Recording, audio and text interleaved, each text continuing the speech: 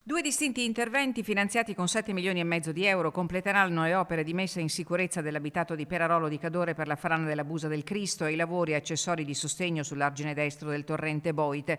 In campo le strutture regionali del Genio Civile e Veneto Strade. Ci sono due distinti cantieri. Il primo, che è gestito dal nostro braccio operativo, il Genio Civile di Belluno, e che ha lo scopo di sistemare le briglie e controbriglie e tutte le opere di difesa del suolo che sono in quella zona. Lavori per 4 milioni di euro che hanno subito un rallentamento a causa di un ricorso presentato da una ditta che gestisce le centraline poste a lato dell'alveo nel tratto di intervento e che ha richiesto un accertamento tecnico preventivo stabilito dal Tribunale di Belluno. È stato risolto nel settembre del 2024 e ha consentito l'avvio dei lavori. In questo momento sono sospesi perché siamo nella stagione fredda, ma ripartiranno entro poche settimane. Il Tribunale in sostanza ha stabilito che i presunti danni lamentati dalla ditta non erano attribuibili al Genio Civile. Ora, dalla riapertura del cantiere, si prevede la conclusione dell'intervento entro la fine dell'estate 2025.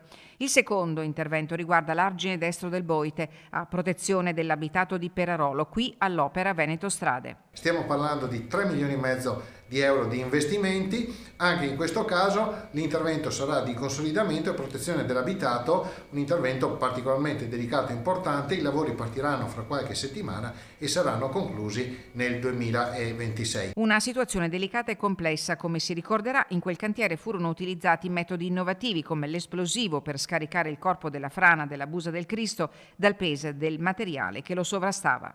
Questo ha consentito un grande rallentamento della frana, tanto è vero che dall'utilizzo dell'esplosivo non sono più stati necessari interventi di evacuazione come invece accadeva prima ogni volta che pioveva.